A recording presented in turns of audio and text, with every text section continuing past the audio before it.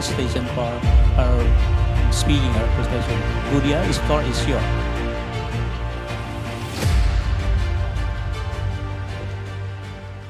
Assalamualaikum warahmatullahi wabarakatuh. Salam damai sejahtera bagi kita semua. Salam Namo Buddhaya, Om Swastiastu. Terima kasih kepada Arsip Nasional Republik Indonesia dan penyelenggara atas kesempatan yang diberikan kepada saya untuk menyampaikan gagasan Bung Karno, Dr. Insinyur Soekarno, proklamator dan Bapak Bangsa sekaligus Presiden pertama Republik Indonesia. Gagasan dan perjuangan Bung Karno yang dimaksud adalah dalam kaitannya dengan Konferensi Asia Afrika di Bandung 1955 dan Konferensi Tingkat Tinggi Non-Blok pertama di Beograd, Yugoslavia 1961. Konferensi Bandung, Beograd, Havana ini juga merupakan kesempatan berharga buat saya untuk menyampaikan beberapa pemikiran. Sungguh suatu kebanggaan sekaligus kehormatan bagi saya berbicara di hadapan yang terhormat para pembicara lainnya, perwakilan dari Perancis, India, Kanada, Brazil, Uruguay, Burkina Faso, dan Serbia. Salam hormat saya kepada para peserta, sejarawan, budayawan, akademisi, para perwakilan pemimpin lembaga negara, kepala daerah dan organisasi masyarakat, organisasi politik, dan rekan-rekan media. Salam persaudaraan untuk seluruh peserta yang hadir secara langsung maupun online yang berasal kurang lebih dari 42 negara dari benua Asia, Afrika, Amerika, Australia, dan Eropa. Peserta Konferensi Bandung, Beograd, Havana.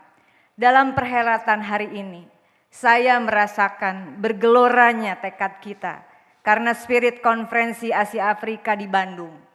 Kita yang hadir berasal dari suku, agama, golongan, bangsa, serta mazhab politik dan ekonomi yang berbeda. Saya teringat pada pidato Bung Karno yang disampaikan dalam pembukaan Konferensi Asia Afrika 18 April 1955. Bapak Bangsa Indonesia menyampaikan, hampir semua agama yang ada di kolong langit, agama Buddha, Islam, Kristen, Konghucu, Hindu, Jainisme, Sing, Zoroaster, Shinto, dan lain-lain hadir. Hampir segala paham politik kita jumpai di sini. Demokrasi, monarki, teokrasi dalam berbagai bentuk yang berbeda. Dan praktis semua ajaran ekonomi ada wakilnya di gedung ini. Marhaenisme, sosialisme, kapitalisme, komunisme dalam segala variasi dan kombinasi yang aneka warna. Ini bukan konferensi Islam, bukan konferensi Kristen, dan bukan pula konferensi agama Buddha. Ini bukan pula pertemuan bangsa Melayu atau bangsa Arab ataupun bangsa-bangsa Indo-Arya.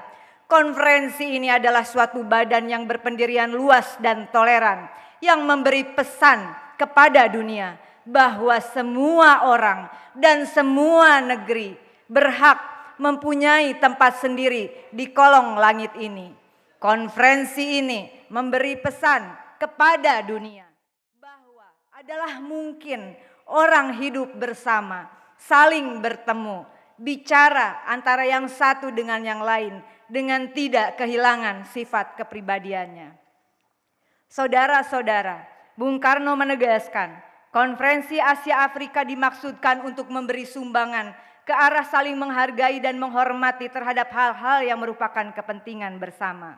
Konferensi tersebut juga dimaksudkan untuk mengembangkan kesadaran sejati mengenai sifat saling tergantung antar manusia dan antar bangsa untuk keselamatan dan mempertahankan hidupnya di dunia ini.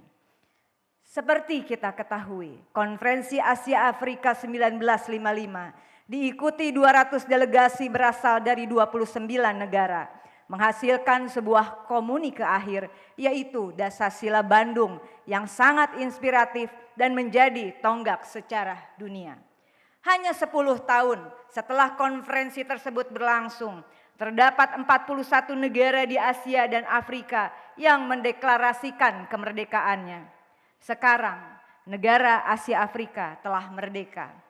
Tetapi ada satu hutang sejarah kemerdekaan yang harus tetap kita perjuangkan, yaitu kemerdekaan Palestina. Secara pribadi, dalam kesempatan ini saya pun menyatakan sikap terus berjuang bagi kemerdekaan Palestina. Peserta konferensi Bandung, Beograd, Havana, saya mendapatkan petunjuk penting dalam arsip berusia 61 tahun. Tepatnya arsip pidato Bung Karno pada saat kembali dari Beograd 21 September 1961. Dalam arsip tersebut, Bung Karno mengatakan bahwa konferensi Beograd merupakan konferensi dari negara-negara yang menyatakan dirinya non-blok. Negara yang tidak terikat pada dua blok besar kekuasaan politik abad 20, yaitu Amerika dan Uni Soviet. Namun non-blok bukan berarti kumpulan negara yang non-committed, yang tidak berkomitmen. Non-blok justru bermakna committed, berkomitmen. Bung Karno menyatakan, kita semuanya adalah committed. Committed pada apa? Committed kepada perjuangan mengejar perdamaian. Committed pada perjuangan menghancurkan imperialis dan kolonialisme. Committed kepada perjuangan untuk memberikan kehidupan yang bahagia kepada rakyat kita masing-masing. Bagi saya, sikap tersebut bukan hanya berarti committed, tetapi full committed dengan memegang teguh dan merevitalisasi semangat perjuangan, menghadirkan kehidupan antar bangsa yang damai, sejahtera, adil dan makmur. Hal ini hanya mungkin terwujud jika setiap warga bangsa dunia terjamin kedaulatannya di dalam kehidupan berbangsa dan bernegara. Saudara-saudara, arsip membentangkan perjalanan peradaban dunia. Tahun 1966 diadakan konferensi di Havana sebagai bagian yang tidak terpisahkan dari konferensi Asia Afrika 1955 di Bandung dan KTT non-blok pertama di Beograd. Setelah itu, 15 Agustus 1971 terjadi guncangan ekonomi di Amerika. 15 Agustus 71 terjadi guncangan ekonomi di Amerika yang dikenal dengan nama Nixon Shock. 2 dasawarsa kemudian, Desember 1991, Uni Soviet pecah menjadi 14 negara bagian yang juga menjadi penanda runtuhnya blok barat dan blok timur, berakhirnya Cold War, Perang Dingin. Tembok Berlin yang menjadi simbol pemisah antara blok barat dan blok timur di Jerman pun diruntuhkan. Bangsa-bangsa, negara-negara yang pada abad 20 terkristalisasi dalam dua kutub kekuatan besar yang mendominasi dunia, dalam pola relasi internasional yang bipolar bergeser menjadi multipolar. Fenomena ini menandai globalisasi yang semakin kokoh. Kekuatan globalisasi ini ditandai oleh energi atas finansial dan energi atas kekuatan teknologi. Saya menilainya sebagai upaya menghadirkan bentuk unipolar kekuatan dunia. Kalangan tertentu menyebutnya sebagai westernisasi. Ada juga yang mengatakan amerikanisasi disebabkan mengukanya jargon with us or against us atau join them or beat them.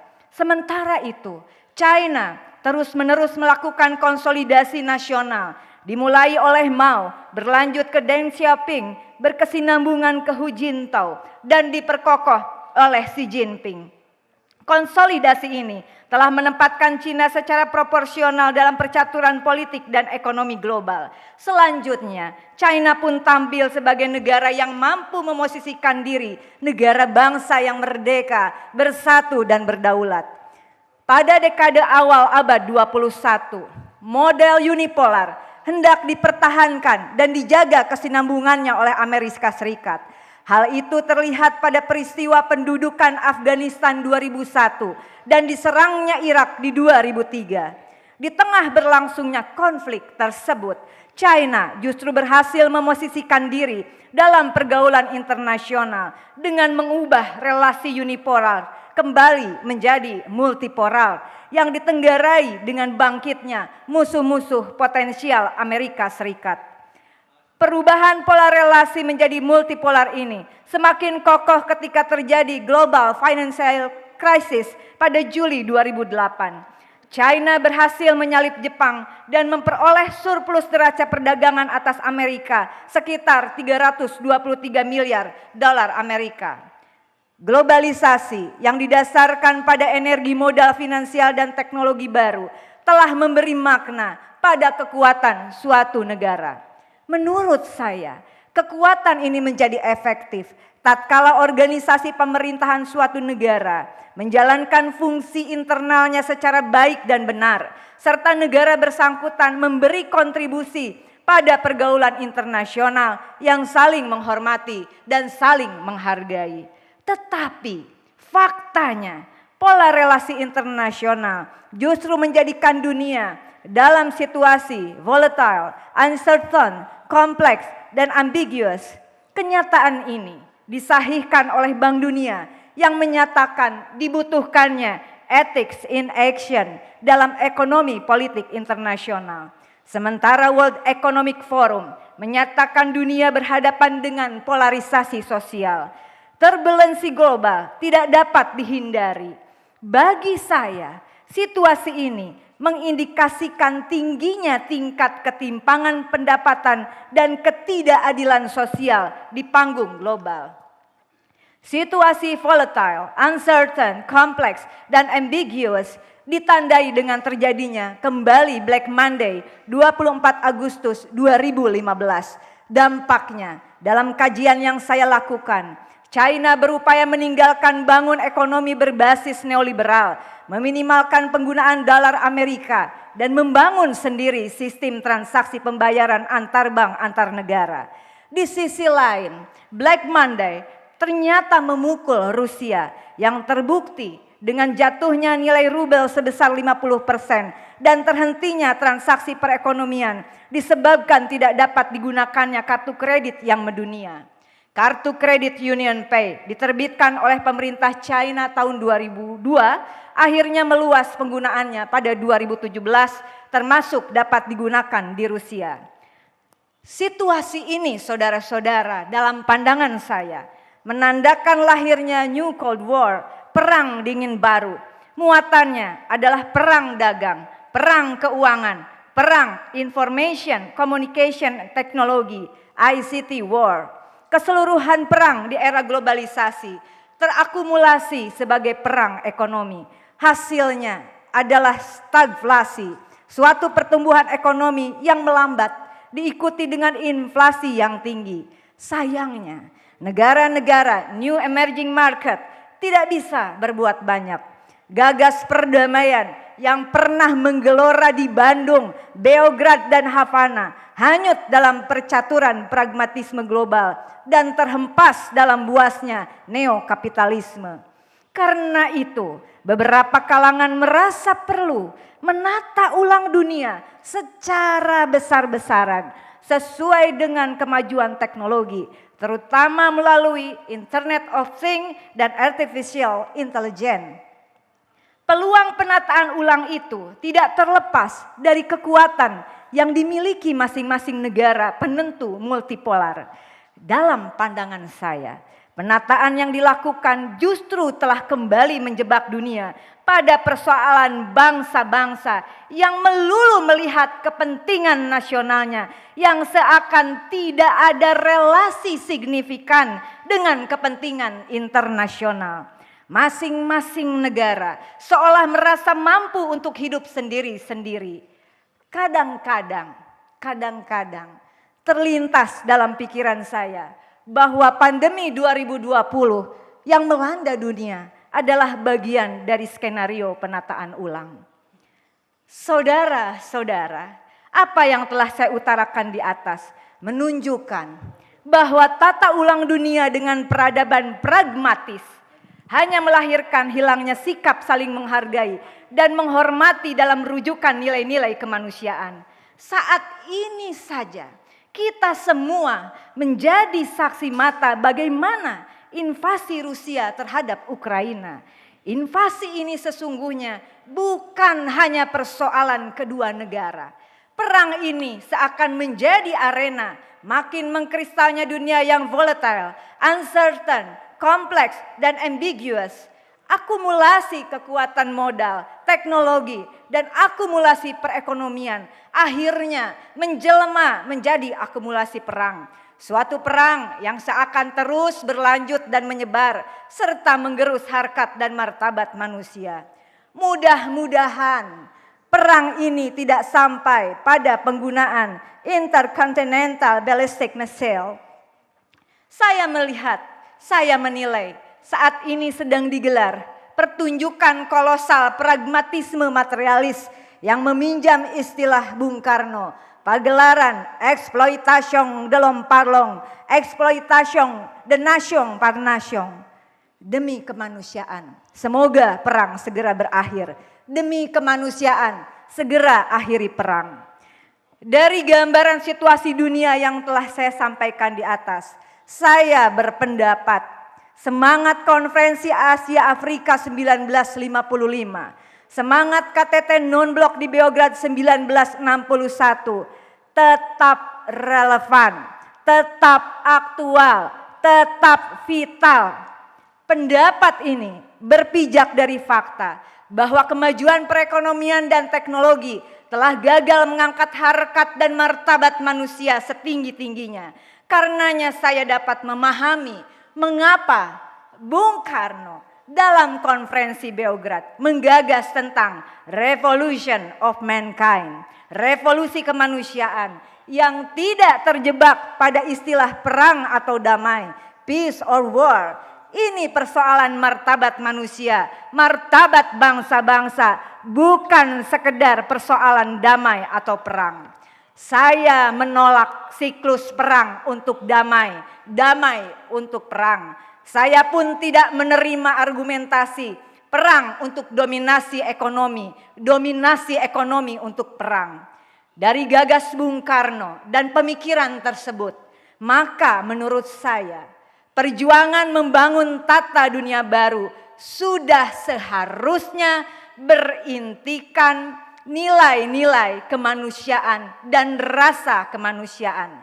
Perjuangan ini ditandai bukan hanya dengan komitmen pada perjuangan mengejar perdamaian, namun committed pula pada perjuangan menghilangkan neo-imperialisme dan neokolonialisme, committed kepada perjuangan untuk memberikan kehidupan yang bahagia kepada rakyat kita masing-masing.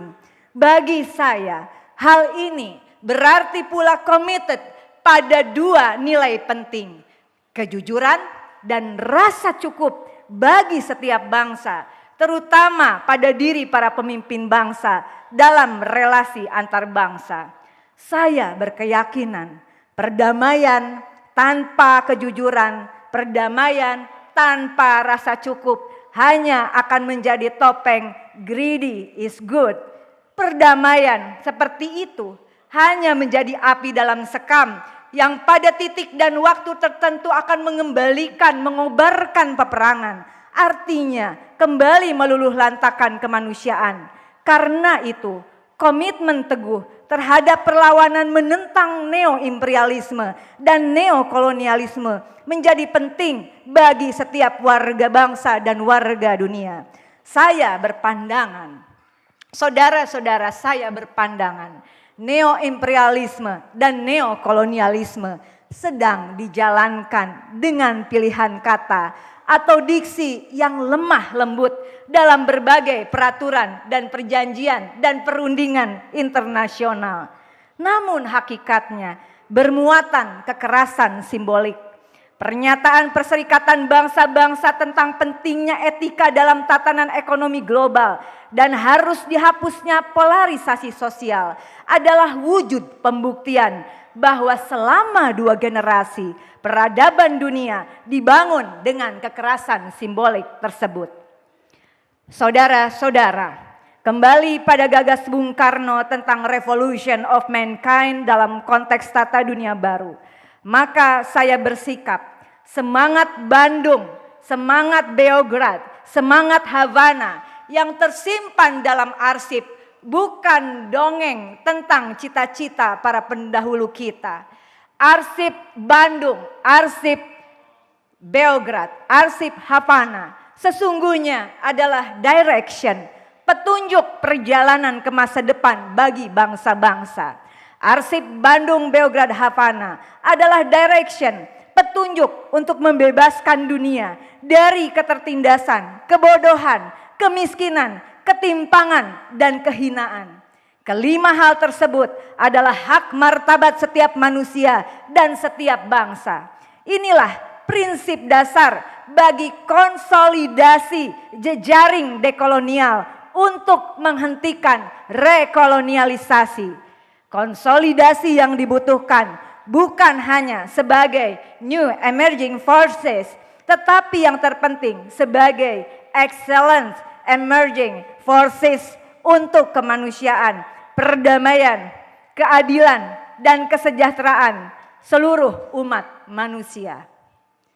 Deep in my heart, I do believe someday we all be free.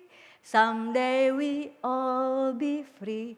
Someday we all be free. We walk hand in hand, sing together. We walk hand in hand.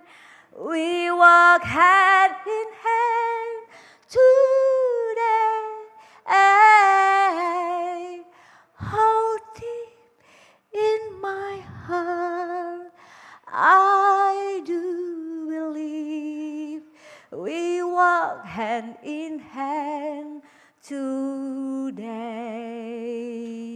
We shall overcome. We shall overcome. We shall overcome. We shall overcome someday. How deep in my heart I do believe we shall overcome. We shall overcome someday. Terima kasih, selamat berjuang. Wassalamualaikum warahmatullahi wabarakatuh. Om Santi, Santi Om, Salam, Loka Samasta, Sukino Bhavantu.